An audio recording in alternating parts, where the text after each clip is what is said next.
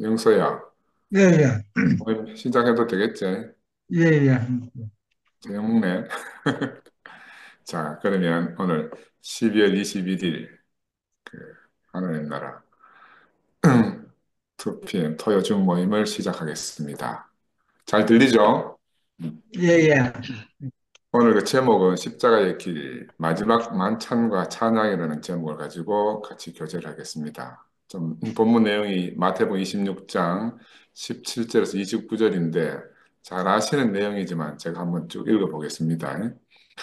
무교절의 첫날에 제자들이 예수께 나와 이르되 유월절 음식 잡수실 것을 우리가 어디서 준비하기를 원하시나이까?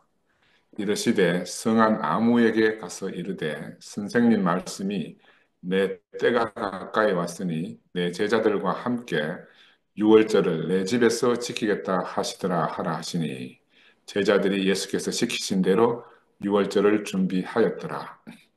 저물 때에 예수께서 12제자와 함께 앉으셨더니 그들이 먹을 때 이르시되 내가 진실로 너희에게 이르노니 너희 중에 한 사람이 나를 팔리라 하시니 그들이 몹시 근심하여 각각 여짜오되 주여 나는 아니지요. 대답하여 이르시되 나와 함께 그릇에 손을 넣는 그가 나를 팔리라. 인자는 자기에 대하여 기록된 대로 가거니와 인자를 파는 그 사람에게는 화가 있으리로다. 그 사람은 차라리 태어나지 아니하였더라면 제게 좋을 뻔하였느니라. 예수를 파는 유다가 대답하여 이르되 랍비여 나는 아니지요 대답하시되 네가 말하였도다 하시니라. 그들이 먹을 때에 예수께서 떡을 가지사 축복하시고 떼어 제자들에게 주시며 이르시되 받아서 먹으라 이것은 내 몸이니라 하시고 또 잔을 가지사 감사 기도하시고 그들에게 주시며 이르시되 너희가 다 이것을 마시라 이것은 죄 사함을 얻게 하려고 많은 사람을 위하여 흘리는 바 나의 피 곧 언약의 피니라. 그러나 너희에게 이르노니 내가 포도나무에서 난 것을 이제부터 내 아버지의 나라에서 새 것으로 너희와 함께 마시는 날까지 마시지 아니하리라 하시니라. 이에 그들이 찬미하고 감난산으로 나아가니라. 본문 말씀이 조금 길었습니다. 오늘 본문 말씀의 이제 줄거리는 새 언약이 제자들과 사이에서 완전하게 세워졌음을 말씀하시고 그것을 찬양하고 가는 그런 장면이라고 볼 수가 있습니다. 지난주 제가 서울 갔다 오느라고 이제 상도가 대신 모임을 인도했는데 형제들 간증을 들어보니까 은혜의 교통이 풍성하게 일어나서 제가 참 감사했습니다. 특별히 내가 늘 빠지면 영서 형제가 제일 은혜를 많이 받는 것 같았어요. 그래서 지난 한 주 동안 토요일부터 대한민국 대통령이 탄핵되고 또 직무가 정지되고 뭐 많은 일들이 있었습니다. 그죠? 이것을 보면서 드는 생각이 예수가 오시기 전까지 사탄의 준동으로 인해 가지고 사람의 직무가 정지된 것이 아닌가 하는 그런 생각이 들었습니다. 대통령의 직무가 정지된 것을 보면서 그 대통령이 탄핵된 이 나라가 혼란 그 자체이듯이 사람의 직무가 정지된 이후에 하나님 나라는 그야말로 혼란으로 이 땅에서 사라지게 되었구나 하는 게 이제 그렇게 이제 알아졌어요. 그래서 이 예수는 우리의 잃어버린 인생의 직무를 찾기 위해서 자기 자신의 죽음을 앞에 두고 제자들에게 이렇게 만찬이라는 형식으로 자신의 살과 피를 먹으라는 이런 말씀을 하고 계십니다. 그죠? 그래서 오늘 예수의 살과 피를 먹고 하나님 나라를 찬양하는 시간을 우리 형제들과 함께 나누고자 합니다. 유대인의 풍습에는 어떤 계약을 할 때, 서로 계약을 할 때, 계약의 당사자들이 짐승을 잡아서, 뭐, 비둘기를 잡든지, 양을 잡든지, 짐승을 잡아서 쪼개가지고, 그 가운데를 이렇게 같이 지나간답니다.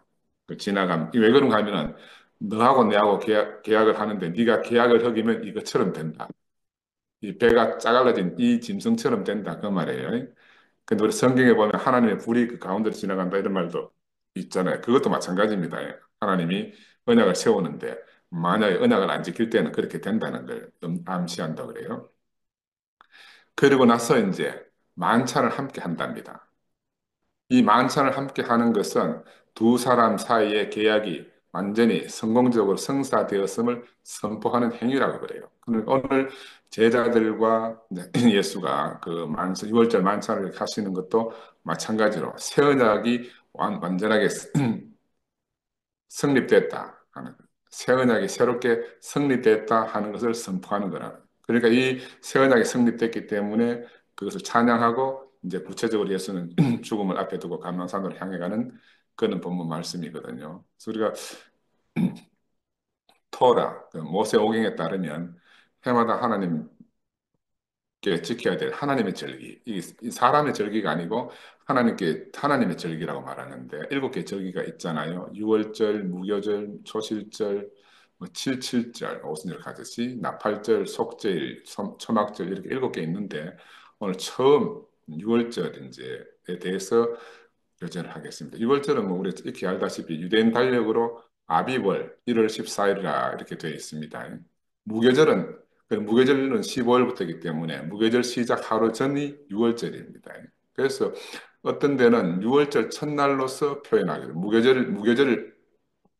무교절의 첫날을 6월절로 이렇게 의미한다 이렇게 표현하는 데 있다고 그래요.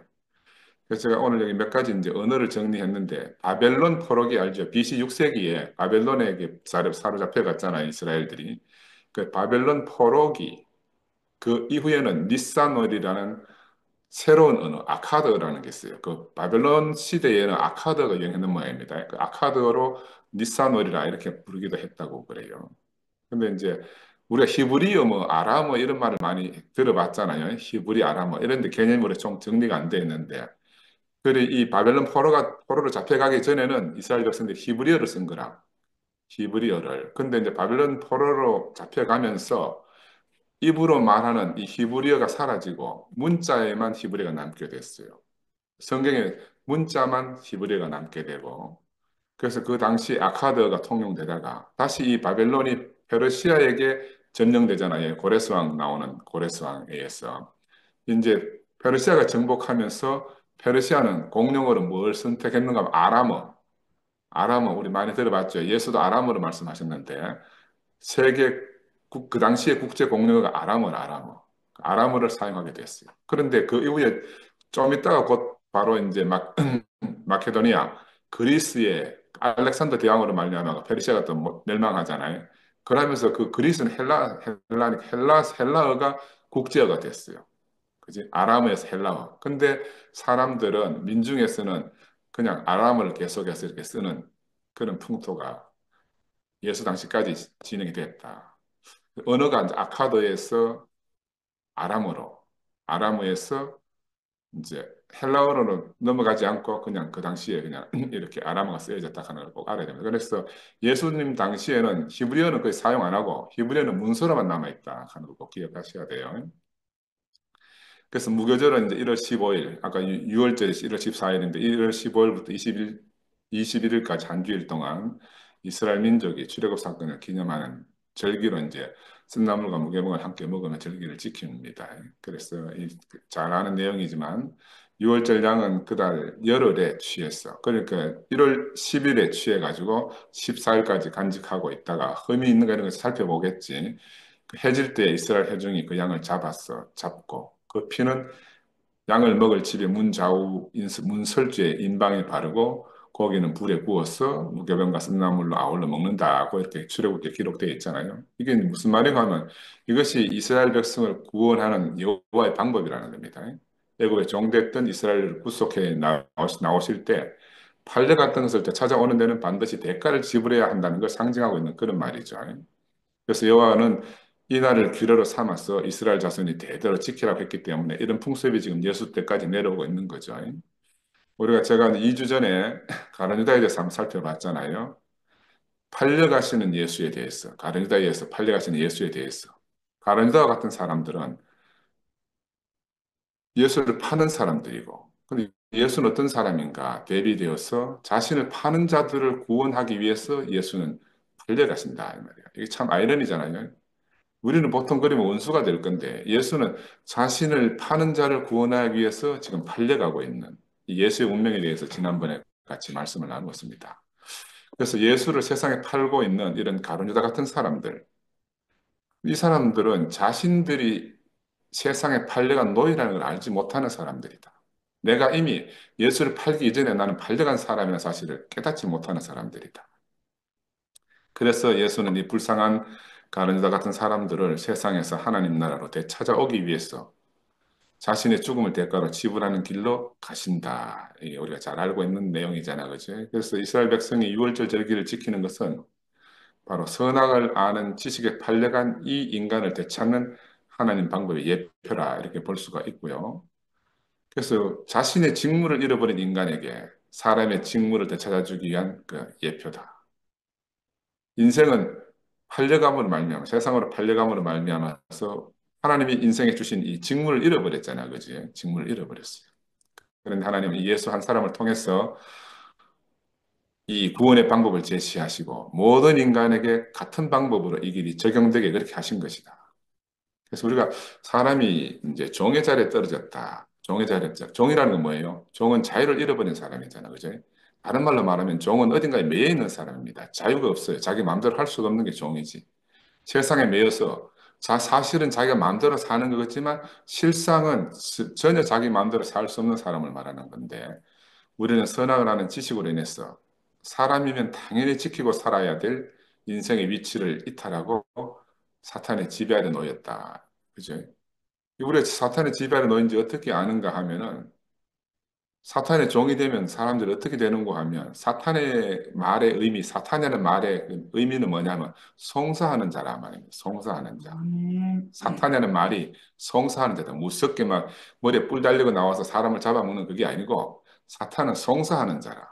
그래서 내가 사탄의 종됐다는 걸 어떻게 알 수 있는가 하면은 종된 사람들은 이상하게 그 하나님 아들의 위치를 잃어버리고 그 궁극적으로 누구를 자꾸 송사한다는 거예요. 이게 이제 우리가 사탄에게 종됐다는 겁니다.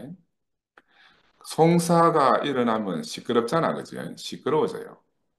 우리가 움직이는 기계의 부품이 많은 우리가 동작하는 기계가 부품이 어떤 조그마한 부품이라도 그 부품이 자기 위치를 딱 이탈하게 되면은 먼저는 잡음이 나요. 잡음이 납니다. 내가 사실 오늘도 이제 우리 이거 집사람 하셔야 될 수가 없네. 네. 오늘도 우리 집사람이 차를 수리하고 왔는데 이 뭐 우리 자매님은 시동막 켜고 가는 게 전부잖아요. 빨간 등이 들어와도 빨간 등이 들어왔는지 파란 등이 들어왔는지 모르고 다니는 거라. 어이? 냉각수 그게 고장 났는데도 타고 다니는 거야. 소리가 나도 모르잖아, 그지? 근데 움직이는 기계의 부품이 자기 위치를 이탈하게 되면은 먼저는 잡음이 나잖아요. 뭐 안 들리는 소리가 뭐 난단 말입니다. 예민하면 이렇게 체크할 건데 그 전에 어떤 소리가 자꾸 들리게 되면은 잡음이 들리게 되면 결국은 이제 그 문제를 해결하지 못하면 기계가 망가지는 과정을 밟잖아요. 망가지면 버려야 되는 거라, 그지? 그래서 옛날에 기차 여행할 때 요즘 어떤가 뭐 옛날 기차 여행할 때 보면은 역에서 열차가 딱 정차하면은 열차 정비 기관사들이 망치 하나 들고 나타나잖아. 그러니까 땅땅 두드려 본다고 망치로 땅땅 두드려 보는 거라. 그러면 이제 그 일정한 소리가 들려야 되는데 그 소리가 일정한 소리가 아니면은 뭐 고장났다 하는 거 빨리 체크해야 되는 거지, 그지? 다른 소리가 들리면 고장났다는 거잖아, 그지? 무언가 위치를 이탈하면 소리가 다르게 난다. 소리가 다르게 난다.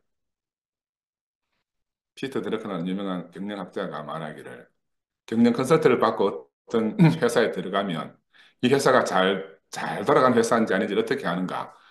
잘 돌아가는 회사는 소리가 없대. 영각사는 소리가 나지 않는다는 것처럼 소리가 없대. 근데 뭔가 문제가 있는 뭐 기업에 가면은 들어간 입구서부터 뭔가 하여튼 잡소리가 들린다는 거라. 찌그덕 찌그덕 찌그덕 찌그덕. 그치? 그래서 우리 인생에서 일어나는 모든 잡음도 사실은 자세히 보면은 이런 위치 이탈의 문제라는 거죠. 위치 이탈. 표면적으로는 누군가의 잘못이다, 아니다 이렇게 드러나는 것 같지만 사실은 인생의 위치 이탈의 문제다. 그것 때문에 잡음이 난다는 거죠. 그런데 감사하게도 우리가 돌을 닦은 것도 아닌데 하나님 말씀을 듣고 나서 우리가 이런 모든 인생의 문제를 알게 됐잖아요. 그러니까 우리가 이런 인생의 문제에서 해방이 된 거라. 그래서 우리 인생이 얼마나 가벼워졌는지 몰라요. 그지? 옛날 이스라엘의 상태는 바로 이런 인간의 절망적 상태에 대한 대표로서 이스라엘이 항상 쓰이고 있잖아요. 그죠? 그들은 민생고, 무엇을 먹고 마시느냐 하는 이런 민생고, 또 끊임없이 제국에 이렇게 포로로 노예로 살고 있기 때문에 그 민족의 해방과 그 나라의 문제 같은 것들 이런 것들이 자기들이 머리에 꽉 차 있는 거라.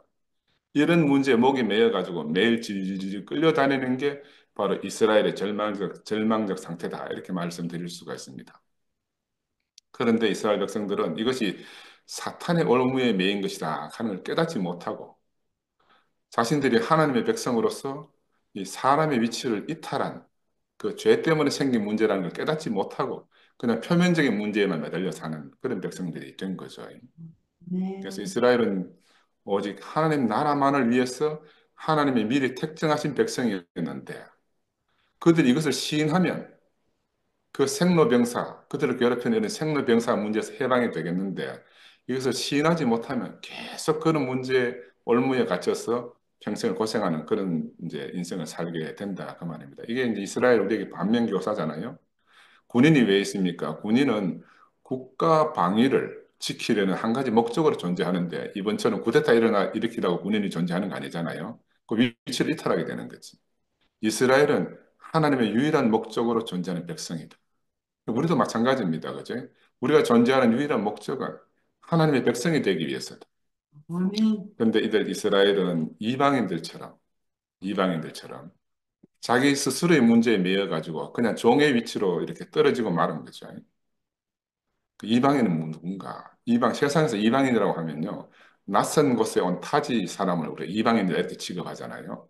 특별히 내처럼 이렇게 이제 시골에 들어와 살게 되면 이 시골 토박이 사람들이 이방인 취급하잖아요. 타지에서 왔으니까. 그지? 그래서 까미의 이방인을 보면요. 이방인 주 내용이 뭐냐 하면 세상의 부조리에 대해서 고발하는 이야기가 이제 까미 이방인의 주제거든. 부조리에 대해서.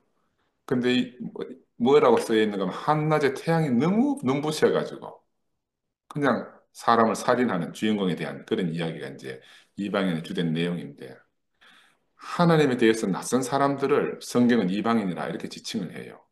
이방인. 그러니까 참 하나님을 모르는 이런 모든 사람들은 하나님에 대해서 다 이방인이고 외인이다. 그러니까 이 까미 이방인 속에 나오는 소설 속 주인공들처럼 바로 이런 사람들은 끊임없이 세상의 부조리에 괴로워하고 힘들어하는 거예요. 그들은 바로 그런 문제에 매여 가지고 세상에 정의가 사라졌다고 통탄해하고 지금도 우리는 이렇게 줌 모임을 통해서 하나님 나라의 말씀 듣고 이렇게 하는데 여기 안 하는 사람 다 바깥에서 뭐 하겠어요 지금. 음? 오늘도 뭐 어디로 다닐 거 아니겠습니까? 그래서 제가 보면서 야 대통령으로 뽑을 때는 언제고 또 지금은 탄핵을 시킨다고 난리고 우리가 뽑았으니까 책임 우리한테 있잖아. 근데 이상하게 모든 원망을 타인에게 돌린다는 거죠. 이 세상의 아이러니라. 그래서 이런 것을 두고 성경은 세상의 종되었다 이렇게 표현하는 겁니다. 정말 매여야 할 곳에 매이지 않고 엉뚱한 곳에 매여 있는 이 상태를 우리가 종되었다 이렇게 말하죠. 그 사람은 이렇게 하나님의 생명의 공급과 흐름이 끊어지면서 선악을 하는 지식이 자기 생명이 된 거죠. 그래서 스스로 하나님 같이 되어서 판단하고 다 이렇게 애쓰는 존재가 된 거라.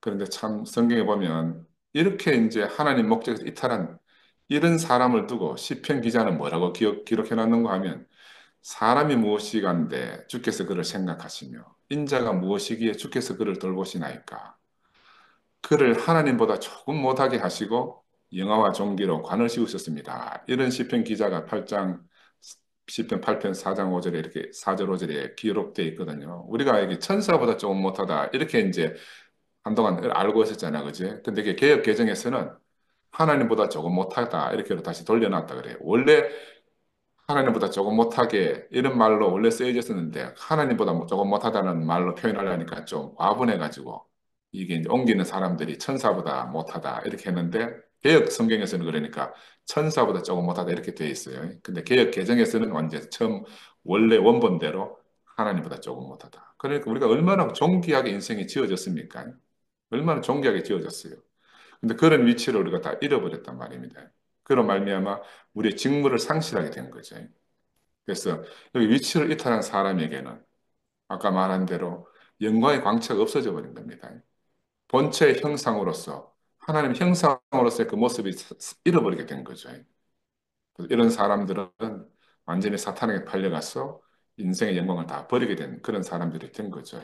그래서 예수는 왜 왔는가? 지금 오늘 왜 제자들과 함께 만찬을 나누고 이렇게 이제 약속을 하는가 하면 하나님이 이렇게 영광스럽게 창조된 바로 이 인생을 찾았어. 하나님의 백성이 되게 하기 위해서. 자기는 유월절 제물로 바치시기로 작정하고 이제 가기 전에 제자들과 함께 이렇게 새로운 언약을 이제 맺게 된 거죠. 그래서 우리가 사탄에게 종된 이런 상태에서 건짐받는 거. 이게 바로 구원이라고 말씀드릴 수가 있고, 이게 바로 사탄에게서 하나님께로 되돌리는 작업이다. 근데 그렇게 하려면 공짜로 되는 게 아니고, 무언가 값을 지불해야 되는데, 그 값이 무엇인가? 바로 우리의 목숨이라는 거죠. 이 우리의 목숨을 지금 예수가 십자가로 가는 그 죽음을 지불하는 걸 통해서, 아, 우리의 목숨이 지불되어져야 되는구나 하는 우리가 깨달아야 되는 거다. 이 말이에요. 깨달아야 되는 거다. 그래서 이 목숨이 이제 우리 사탄의 종된 사람의 대표가 성경에서 나오는 게 탕자 이야기잖아. 탕자 이야기.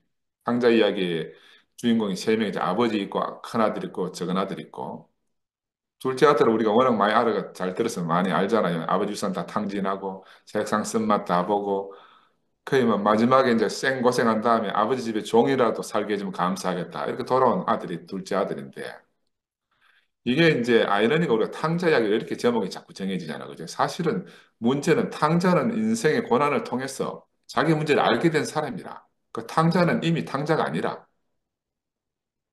예? 근데 큰아들은 어떤 사람인가? 자신이 바로 그런 탕자와 같은 사람이라는 것을 모르는 게 큰아들이라. 아버지 집에서 누리고 사는 것이 절대적 은혜임을 모르고 아버지가 무한정으로 동생을 돌아온 탕자를 사랑하는 것에 대해서 시기 질투를 하는 게 이 큰아들의 모습이잖아. 그죠? 그래서 예수는 야, 성경을 항상 이렇게 뒤집어서 생각 볼 줄 알아야 된다. 예수는 역설적으로 큰아들이 바로 사탄의 종된 인간이다 하는 걸 역설적으로 탕자 비유에서 표현하고 있는 거죠. 우리는 자꾸 이제 둘째가 탕자인 줄 알지만 실제는 큰아들이 탕자다. 나도 그래 이 말씀 을 묵상하면서 고민해 보니까 나도 집에서 늘 큰아들 위치로 살았잖아요. 큰아들 항상 어때요? 올바르고 정도를 가고 이랬잖아요. 그 상도 상부는 어때요? 늘 정상적인 위치를 이탈한 줄로 여기고 사는 거지. 야, 근데 하나님 나라 내가 회복되고 보니까 우리 모두가 다 탕자라. 그러니까 아버지 집으로 돌아오면 아버지는 맨발로 뛰어나와서 다 환영하신다는 거라. 그러니까 이게 예수의 탕자 이야기에 무엇이나 중요한가 하면은 구약은 회개하고 돌이키고 절차가 복잡해. 그지? 근데 예수 안에서는 그게 얼마나 단순해진지 모르겠 돌아오면 끝이라. 돌아오면 끝이라. 근데 예수가 그렇게 구약의 복잡한 절차를 갖다가 간소화시켜 놨는데 이게 교보 시대에 지나오면서 권력자들이 또 고해 성사하는 걸 만들어 가지고 그냥 오면 안 된다. 회개하고 용서받고 절차를 다 밟아서 오너라. 이렇게 다시 복잡한 절차를 만들어 놨어요. 이렇게 기독교 2000년 역사 동안에. 자, 그래 우리가 이걸 건너뛰어야 되는 거다. 건너뛰어야 된단 말이에요. 우리가 예수 안으로 가서 이걸 건너뛰어야 돼요. 탕자가 아버지 집으로 돌아오는 것 자체가 죽음이라. 그죠? 우리가 교회 안으로 돌아오는 게 죽음이에요. 뭐 죽음이 따로 있는 게 아니라 우리가 교회 안으로 돌아오는 게 죽음이라. 이게 메타노이아라, 메타노이아. 생각을 바꾸고 의식의 변화를 일으키지 않으면 돌아올 수가 없어요. 돌아올 수가 없어. 구약은 이런 이제 상태를 하나님 같이 대리하기 때문에 사탄의 종된 것으로 이렇게 구약에서는 묘사하고 있지만 이 사탄의 종을 갖다가 해결하는 유일한 방법이 죽음밖에 길이 없다 이렇게 표현하고 있잖아요. 근데 우리도 살아보면 죽지 않고는 하나님 같이 대리함을 포기할 수 없는 것이 인간이라는 게 알아지잖아요. 우리가 각자 인생을 살아보면.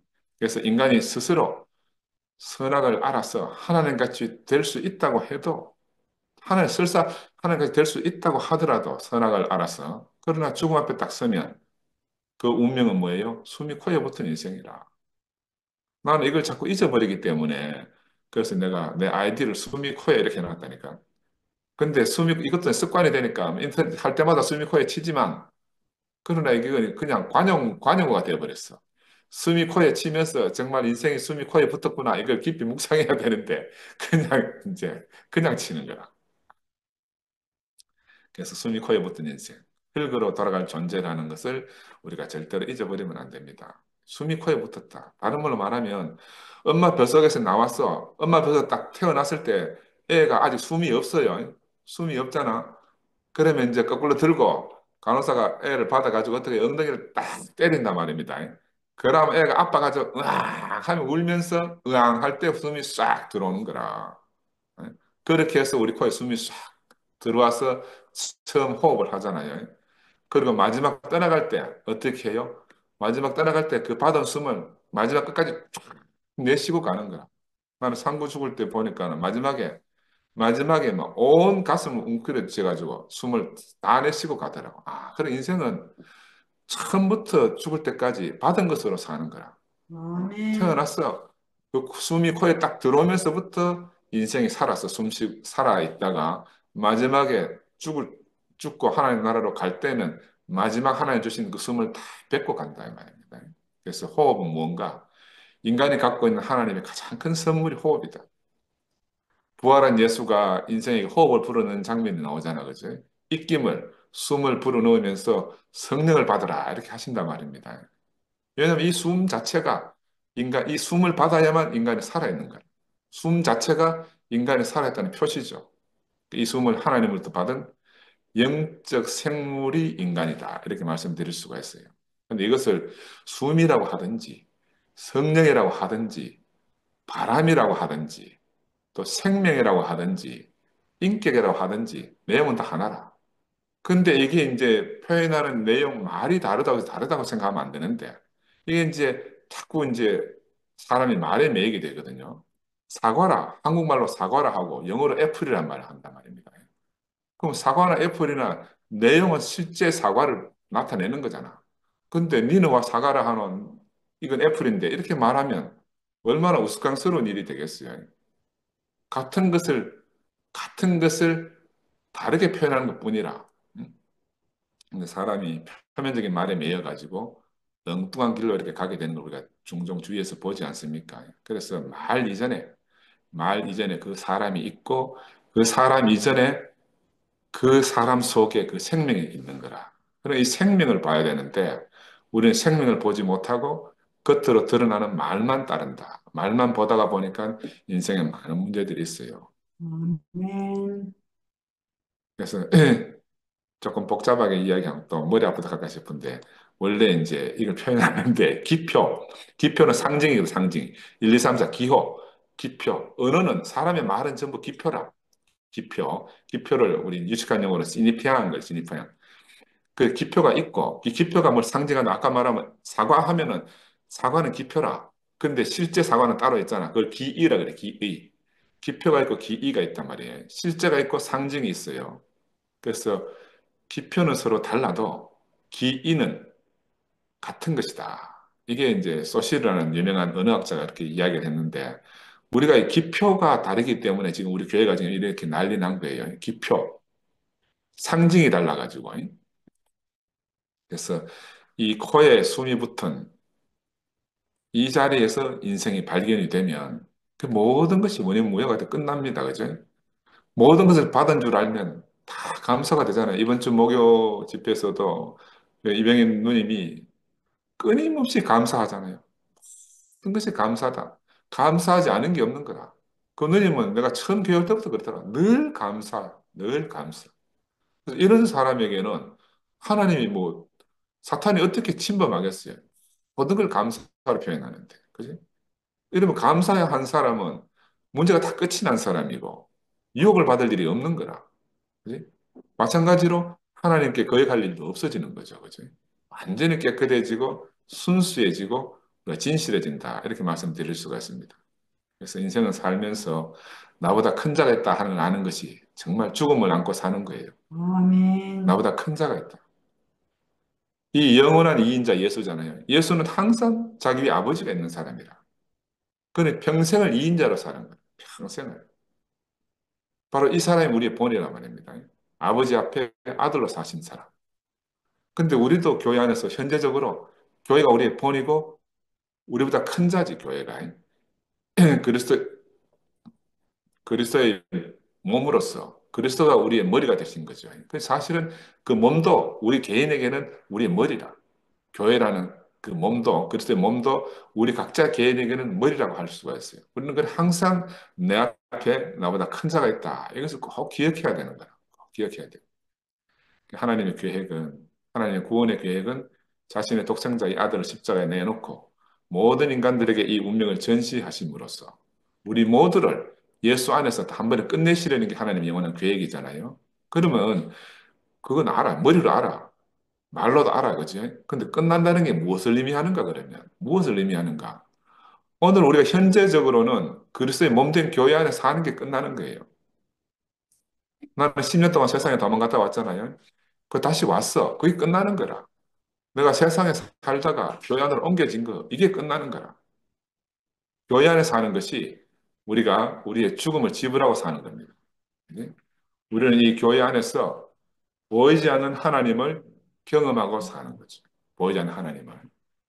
사람은 참 신기한데, 보는 것을 보면서, 보이는 것을 보면서 보이지 않는 것을 상상할 수 있는 게 인간이에요.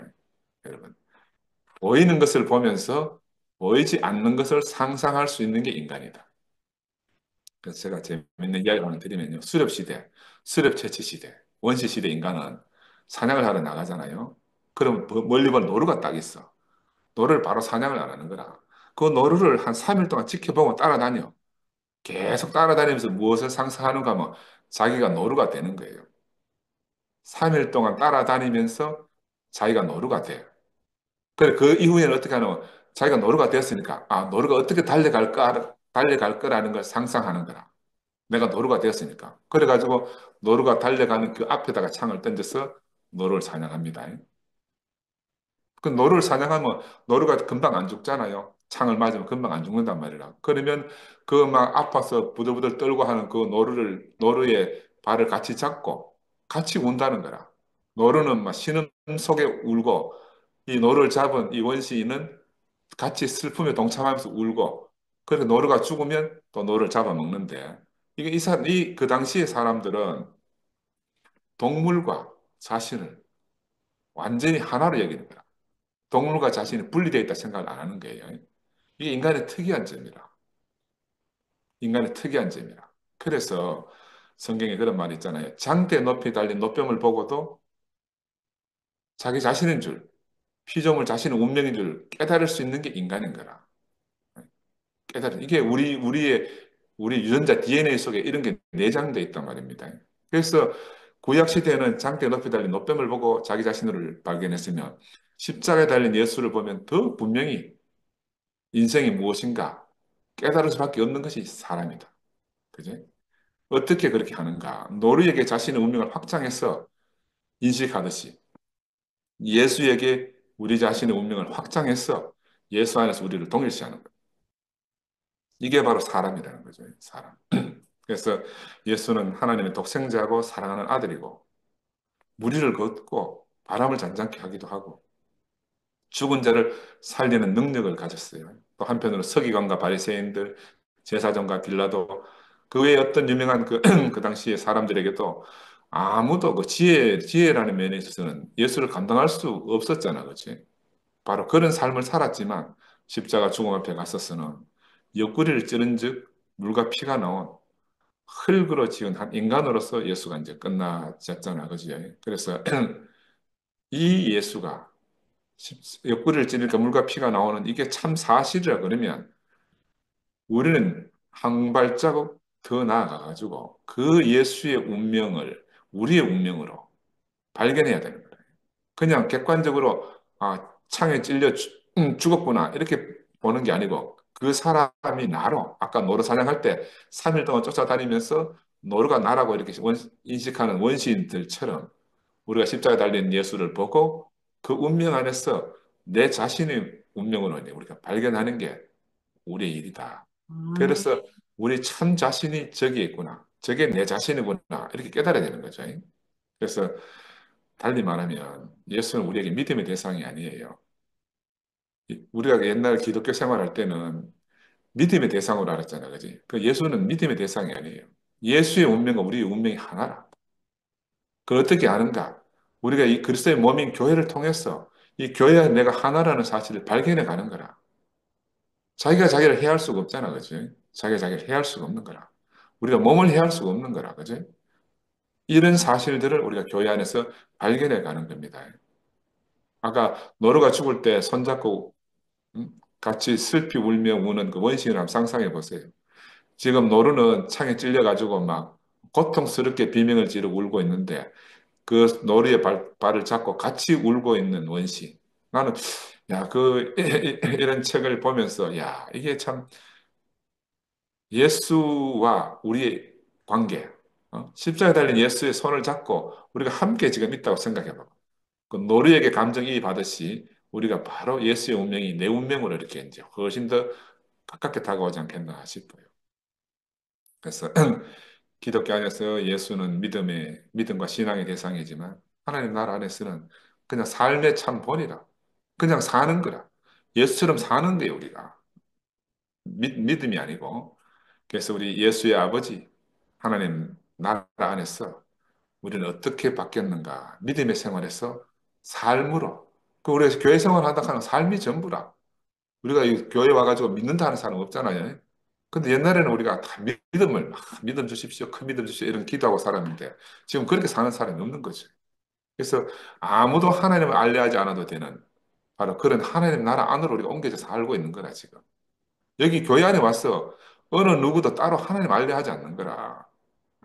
그리스도의 몸된 세계 안에 왔으니까 우리가 옆에 있는 형제를 더 깊이 아는 게 이게 그리스도를 아는 거고 그리스도를 깊이 아는 것이 곧 하나님 아는 게 됐잖아, 그죠?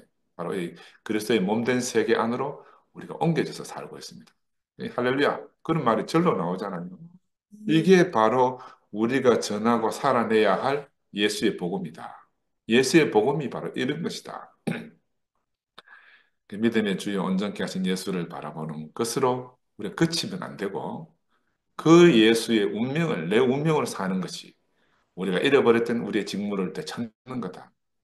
장대에 높이 달린 노뱀을 바라본다는 것은요. 그 사막에 맹독성 불뱀이 막 광야에서 설치고 다니기 때문에 그 모세는 장대에 높이 노뱀을 달아놓고 자기 백성들을 이 노뱀을 보고 사막에 불뱀을 주의하라 이렇게 강구한 거라. 이걸 노뱀을 보고 사막에 불뱀을 주의해야 안 죽고 사는 거지. 성경에는 노뱀을 보면 뱀에 물린 자도 산다 했지만 사실을 보면은 뱀을 주의하라 그 말이에요. 뱀을 주의하라. 이 노뱀을 보고 뱀을 주의하라 그 말이에요. 뱀에게 주의 집중을 해라. 이게 이제 예수를 빗대어 상징적으로 표현한 것이라고 여겨지는데 사실은 우리가 예수를 보고 그 운명이 내 운명인 줄 깨달아야 되는 거죠. 그 예수를 보고 이 운명이 내 운명이구나. 예수와 운명이 동일시돼야 되는 거라.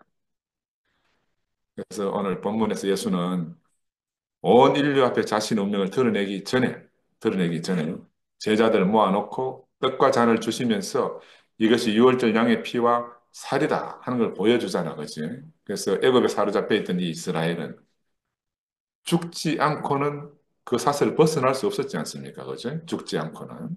그래서 그들은 하나님의 백성으로서 약속이 있는 자들이었지만 그 육신이 애굽에 묶여 있었거든요. 그 육신이. 그들의 몸을 가지고는 그냥 풀려날 수 없기 때문에 하나님은 어린 양을 대속물로 지불하고 그 백성을 구출해내는 이게 하나님의 법이라고 내가 처음 시간에 말씀을 드렸는데 그래서 이 이스라엘은 양의 피를 문설주와 임방에 바름으로써 애굽 온 땅을 휩쓰는 그 죽음을 양의 피를 통해서 넘어갔잖아요. 양의 살을 먹음으로써 또 힘을 얻어서 애굽을 탈출해 나오게 된 거라. 이건 하나의 상징이고 예표죠. 상징의 예표. 그래서 이 양고기는 뜨거운 불에 구워졌으니까 얼마나 맛있겠습니까? 근데 유월절의 참 의미는 괴롭고 쓴 것이라. 그래서 내 대신 어린 양이 죽음을 당한다 하는 것은 상징적인 고통이고 괴로움이라 할 수 있기 때문에 그래서 무교병과 쓴 나무를 함께 먹으면서 고기는 달아도 쓴 나무를 같이 먹으면서 인생의 고난과 고통을 갖다가 이제 같이 이렇게 깨달으 하는 거죠. 이것이 바로 그들을 구원하는 하나의 장치였고 그래서 오늘 우리 구원도 바로 여기에 있지 않나 싶습니다. 이 제자들 앞에서 예수가 피와 살을 보고 먹음으로써 그의 운명을 보고 그의 운명을 시인하고 그의 운명을 우리가 받음으로 사탄이 묶였던 우리가 해방이 되는 거죠. 그 예수의 운명 안에서 우리 인생이 발견되면 바로 하나님을 거역하는 입장에서 우리가 죄사함을 받게 되는 거죠. 그 돌이키면 되는 건 메타노이야. 근데 이게 머리는 이렇게 아는데 문제는 현실에서 부딪힘이 녹록지 않은 거라. 현실에 내 문제로 탁 들이닥치면 이게 녹록지 않단 말이다. 그때 예수의 피와 살, 그 죽음이 떠오르기는커녕 무엇이 떠올라요? 내 얼음이 먼저 떠오르는 거야. 또 내 억울함이 먼저 떠오르죠. 그래서 기도가 바로 나오는 게 뭐냐 하면은 할 수만 있으면 이 잔을 내게서 옮겨서 저리로 가게 하옵소서 하는 이런 간절한 기도가 나온단 말입니다. 그래서 예수께서는 죽음을 앞에 놓고 제자들과 함께 유월절 만찬을 이렇게 배설하시면서 이 유월절은 어린 양의 죽음이 중심이 된 거잖아, 그렇지? 그래서 예수는 이 어린 양의 죽음이 자기 자신을 아신단 말입니다. 이걸 제자들에게 지금 막 전달해주고 싶은데 잘 안 먹히잖아요. 그래서 떡을 떼주고 잔을 주면서 이게 이 운명이 내 운명이고 너희들의 운명이다. 받아 먹고 마시라. 그래서 새로운 생명으로 다시 태어나자. 정말 간절한 바람으로 그렇게 지금 만찬을 하고 있는 겁니다. 나는 그렇게 보여요. 그리고 뭐라고 말하는가 하면 지금 우리가 이렇게 떡과 잔을 주고 마시지만 아버지 집에서 새 것으로 먹을 때까지 우리가 오랫동안 참고 인내하자. 그런 말씀을 하고 계시는 거죠. 그래서 이런 장면은 바로 무엇을 위해서 하고 있나? 새 것을 위해서 하는 것이다. 죽음 자체가 목적이 아니라는 거라. 죽음 자체가. 죽음은 부활을 위한 것이고, 부활은 새 것이거든요. 이 부활 때문에 지금 죽음이 앞에 제시되어져 있는 거죠. 죽음 자체가 목적이 아닌데, 이게 이제 앞뒤가 뒤바뀌면 답이 없어지는 거예요. 6월절에는 어린 양의 피를 바르고 그 살을 먹었고, 이제 예수님은 이 피와 살 대신에 상징적으로 떡을 주시고 잔을 주시잖아, 그렇죠? 그래서 아버지 나라에서는 새 것을 먹을 것이다. 이렇게 약속을 해 주신단 말입니다. 그죠? 이 새 것을 위해서 옛 것을 끝내시는 자신의 죽음을 본인은 스스로 오롯이 받게 되신 거죠. 그래서 이런 예수 입장 앞에서 우리가 딱 서면, 이 예수 앞에 서면 우리가 어떤 억울함도 명함을 못 내미는 거지. 아멘. 억울함으로 치면 예수보다 더 억울한 사람이 없잖아, 그죠? 예수는 간절히 자기의 잔이 지나가기를 기도했지 않습니까? 그건 하나님 외면하신 거라. 마지막에는 아버지라고 이렇게 부르던 분이 아버지라고 안 되니까 하나님이라고 부르게 된 거야. 하나님, 하나님. 어찌하여 나를 버리십니까? 하여도 이 하나님이 답이 없으신 거야. 야, 아버지밖에 없었고 하나님밖에 없었던 사람인데 도대체 하나님이 어디 계시는 거야? 여기서 무엇이 끝나는가 하면 신명기의 하나님이 끝나는 겁니다. 모세 오경에 나오는 신명기 하나님이 끝나는 거라. 선한 자에게 복을 베푸시고 악한 자에게 벌을 내리신다는 권선징악의 하나님이 끝나는 거죠. 그 하나님이 지금 이 자리에서 끝나게 되는 거예요. 이런 예수의 답답하고 억울함 앞에서 우리 자신의 일로 호소하고 답답해할 일이 있어도 우리가 명함을 내놓을 수 있겠습니까? 그죠? 아멘. 정말 우리가 예수를 깊이 이해하고 예수의 운명이 내 운명인 줄 깨달으면 우리는 그 앞에 우리 어떠함을 가지고 이렇게 설 수가 없는 거라. 이 예수 당신의 운명이 내 운명입니다. 당신이 가는 그 길을 우리가 따라서 살겠습니다. 이게 우리 고백이 돼야 되지 않겠어요? 그죠? 그래서 우리는 지금 어느 길을 가고 있는가? 우리는 예수의 길을 가고 있다. 이걸 절대 잊어버리면 안 된다. 우리는 지금 예수를 통해서 부귀 영화를 누리려고 따르는 게 아니잖아요. 인생의 근원적인 하나님의 인생에 맡긴 그 직무를 회복하고 하나님 인생을 지으시면서 주시고자 했던 그 영광을 회복하기 위해서 가는 거지. 세상의 부귀 영화를 누리려고 따르는 게 아니다. 이 죽음을 통과한 부활 생명 안에서 답이 없는 인생에게 해답이 되신 분, 절망밖에 없는 우리 인생에게 인생의 소망을 주신 분, 바로 이런 분, 이분의 운명을 내 운명으로 알고 우리가 지금 따라가고 있는 거죠. 근데 우리가 세상에 살다 보니까 자꾸 헷갈리고 착각할 수는 있어요. 우리는 전혀 다른 길을 지금 가고 있다는 걸 꼭 기억해야 됩니다. 그러니까 우리가 아멘. 따로 억울해하거나 뭐 비통해할 이 모든 것을 누가 가져갔어요? 예수가 이미 다 가져가 버렸어. 세상 죄를 지고 가는 하나님의 어린 양이란 말이 나. 우리의 모든 것을 갖다가 다 가져가신 거라. 그래, 다 가져갔으니까 남은 게 아무것도 없는 거지. 그래서 하나님 나라는 새 것이다. 이 사람이 새 것이 되면 하늘도 땅도 다 새 것이 된다고 계시록에 나와 있죠. 그래서 예수의 아버지 하나님은 사람이 절대적으로 필요하고 백성이 절대적으로 필요하시지만 이 하나님은 고정되어질 수 없는 분입니다. 고정되어질 수 없는 분. 그런데 인간의 본성은 어때요? 항상 가면 만날 수 있는 곳에 하나님 계시면 좋겠어. 그래서 이스라엘 백성들은 광야 생활하면서 성막을 딱 지어가지고 하나님 여기 계십시오. 그 성막 하나님을 딱 고정시켜 놓은 거라. 이때부터 하나님이 깝깝해진 거지. 성막 하나님. 성막 하나님은 근데 이스라엘이 이제 또 그 광야 생활하다가 강성해져 가지고 나라를 이루게 되잖아요. 그러니까 이제 뭘 지었어요? 성전을 탁 이쁘게 지어 놓은 거라. 하나님 이제 여기 계십시오. 그래서 이제 그때부터 하나님은 성전 하나님이 되신 거죠.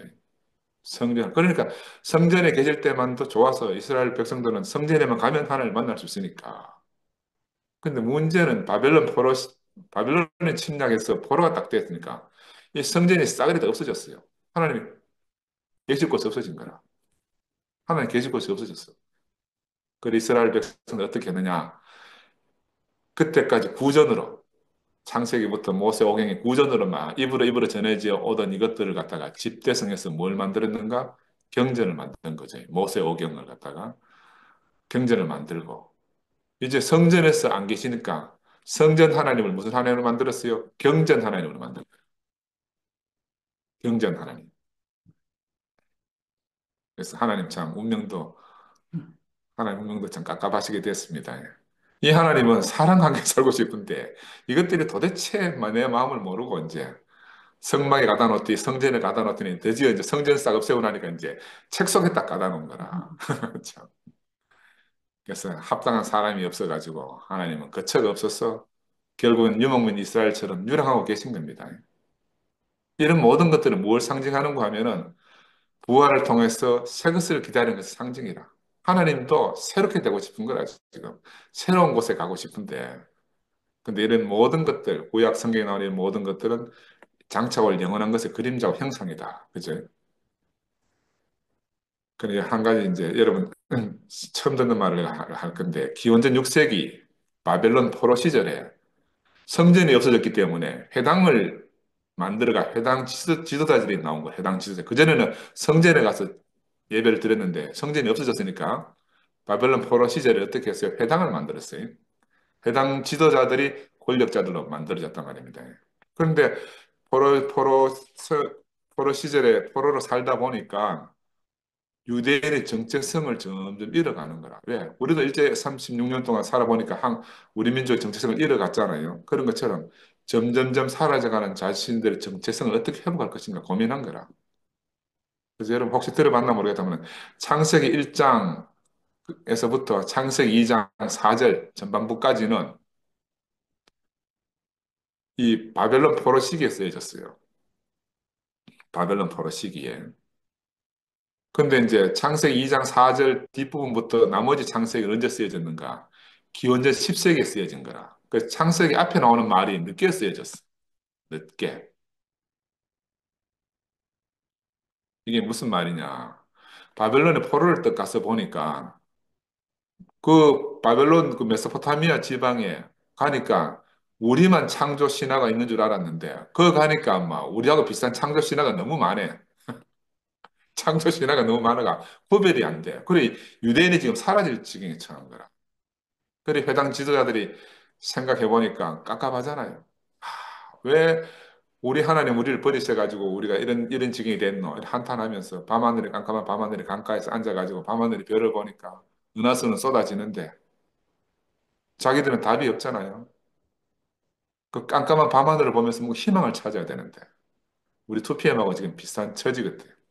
예? 아멘. 깜깜한 희망을 찾아야 되는데 그래서 어떤 희망을 받는가? 그 밤하늘에 별을 보고 은하수를 보는데 야, 이 놀라운 우주를 창조하신 분이 누구겠나? 그 초월적인 신, 시공을 넘어 계신 분.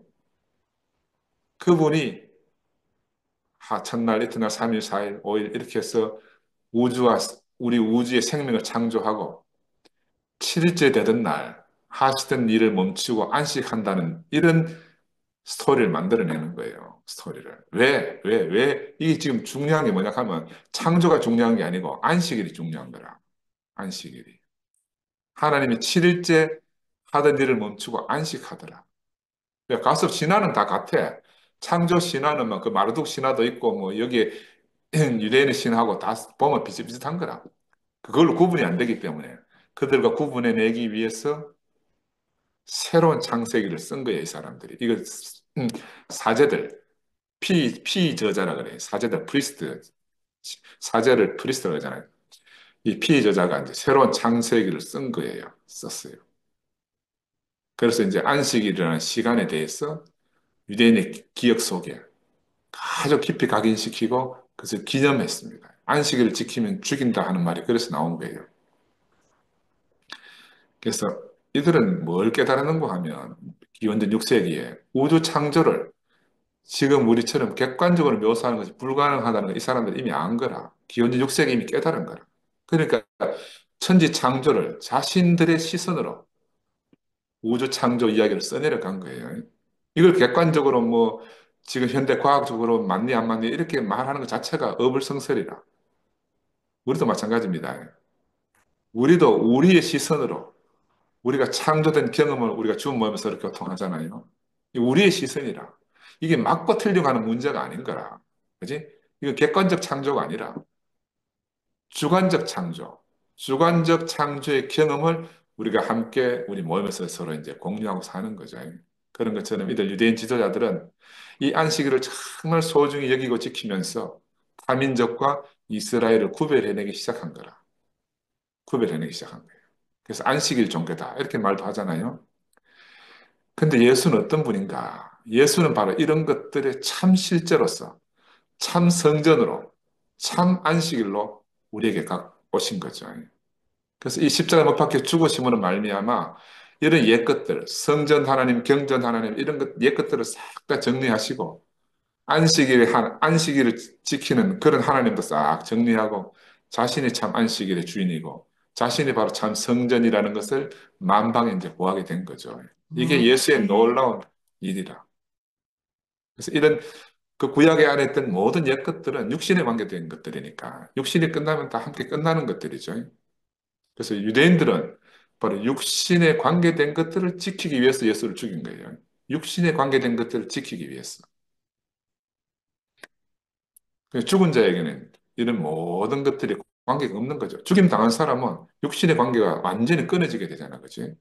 그래서 우리가 살면서 일어나는 모든 문제는 사실은 문제라는 것 자체가 육신에 관계된 거라.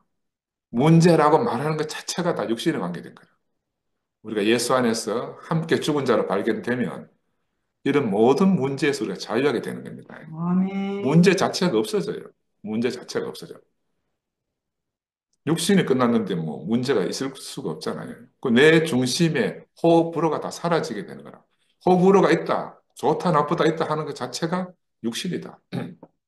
그래서 이스라엘의 모든 율례와 법도와 의식 이런 것은 육신이 살아있는 자들에게만 해당이 되는 거죠. 그래서 지금 예수는 제자들과 함께 떡을 떼고 잔을 나누고 하는 게 역시 육신이 살아있기 때문에 하는 거잖아요. 우리가 매일 반복하는 것도 육신이 있기 때문에 하는 거라. 그래서 아버지 날에 내가 새 것으로 마실 때까지 잘 견디라는 거죠. 육신이 끝나면 이런 것들이 없어질 것이기 때문에 상관이 없어지게 될 것이기 때문에 부활을 향해 가는 자리에서 새 것으로 마시기를 기대하면서 그렇게 제자들에게 당부하는 장면이 오늘 본문에 나오는 장면이다. 그렇습니다. 부활을 기대하는데 우리가 어찌 옛것을 부활을 향해 가는데 옛것을 기대하고 가겠습니까? 그죠? 옛것은 싸그리 정리하고 가야 되는 거예요. 그 사람은 새 것을 다 좋아하잖아요. 나도 정말 새 것 좋아하거든요. 새 것을 정말 좋아하는데 새 것이 정말 좋으면 옛것을 돌아볼 게 없잖아요. 옛것은 당연히 떠나가는 거라. 근데 왜 우리한테 옛것이 그냥 남아있냐 하는 거라. 이것은 다른 말로 말하면 우리가 참 새 것인 주님을 모른다는 거죠. 내 아멘. 안에 옛것이 뭔가 있다 하는 거는 내가 지금 참 주님을, 새 것인 주님을 제대로 모른다는 거라. 그래서 우리가 날마다 말씀 앞에 있어야 되는 이유가 여기 있는 겁니다. 말씀이 육신이 된 형제 자매들 속에서 살아야 우리의 옛것이 끝나잖아요. 그래서 우리의 아멘. 소원은 우리의 옛것이 끝나는 게 우리의 소원인데 우리 옛것이 끝나려고 하면 바로 이런 형제 자매들 안에 살아야 된다. 세상이 우리 옛것을 끝내줄 수가 없어요. 세상은 세상 것을 우리한테 자꾸 덧붙여.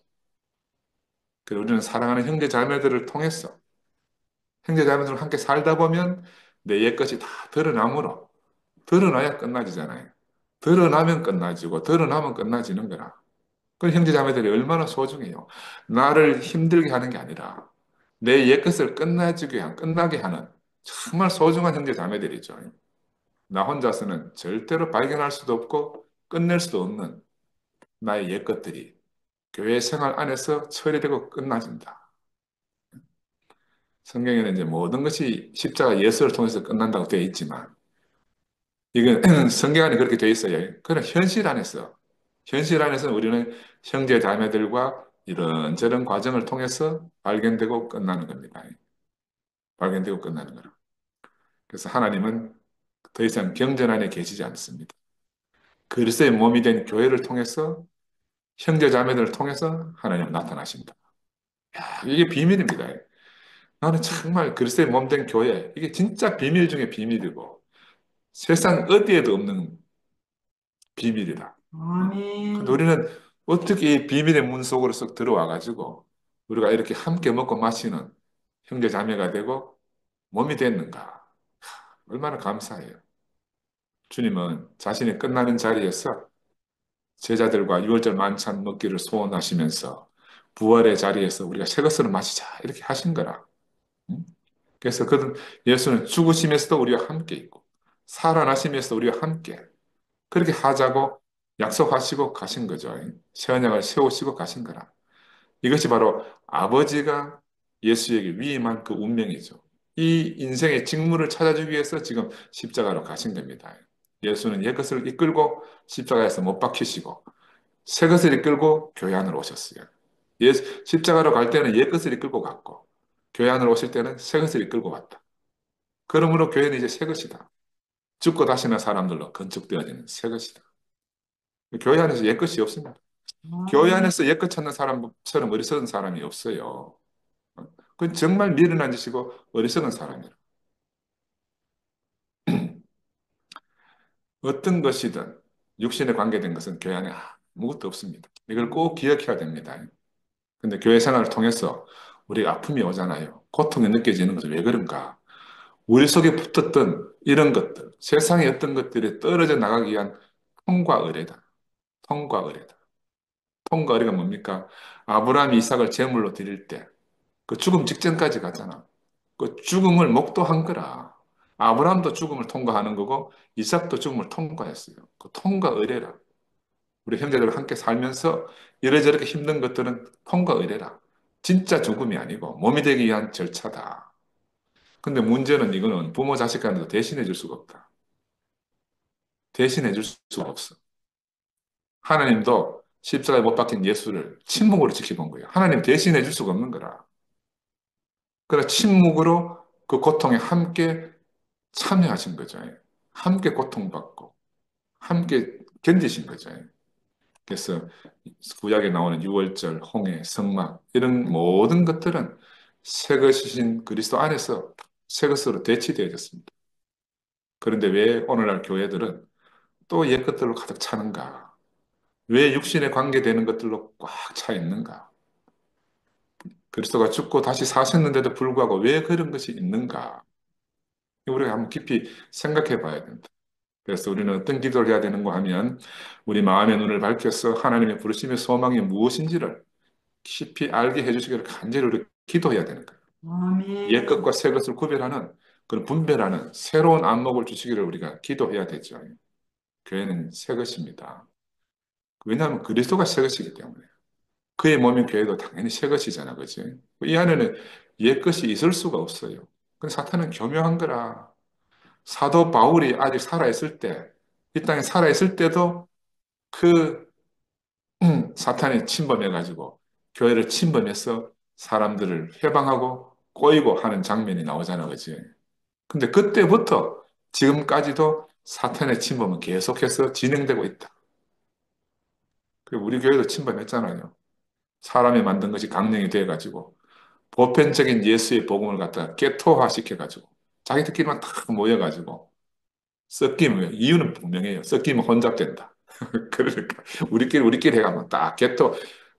유대인들은 기독교인들에게 미움을 받아가지고 개토에 살았거든. 한쪽 기퉁에 조그마한 땅 줘가지고 너는 요 안에서만 살고 나오지 마라 이랬는데 이 사람들 자기들끼리 스스로 개토를 만들어가 그 속에 들어간 거라.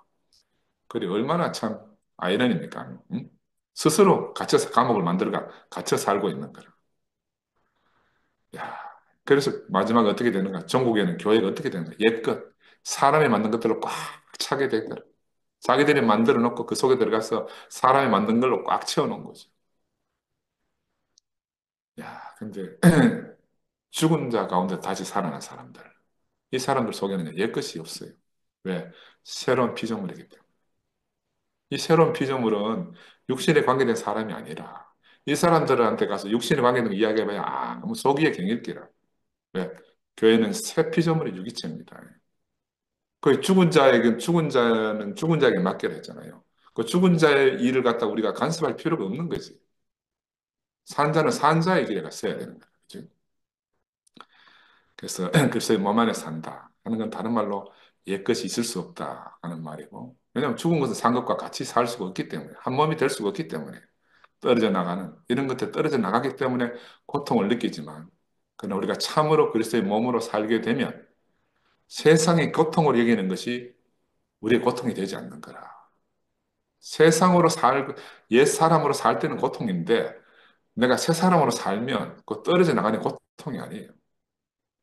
우리의 생명을 침범하지 못하는 거예요. 그래서 예수 그리스도는 옛것을 끝내시고 매장하기 위해서 죽으시고 장사 지는 바 되었다가 새 것을 이끌고 오시기 위하여 하나님 다시 그를 죽은 자 가운데 살리셨잖아요. 그래서 우리의 생명이 되시려고 하늘에 오르시고 이제 우리에게 찾아오셨어요. 생명 주는 영으로 찾아오신 거라. 그래 이제 이후로는 아버지 나라에서는 새 것으로 먹고 마시자. 이제 이후가 지금이에요.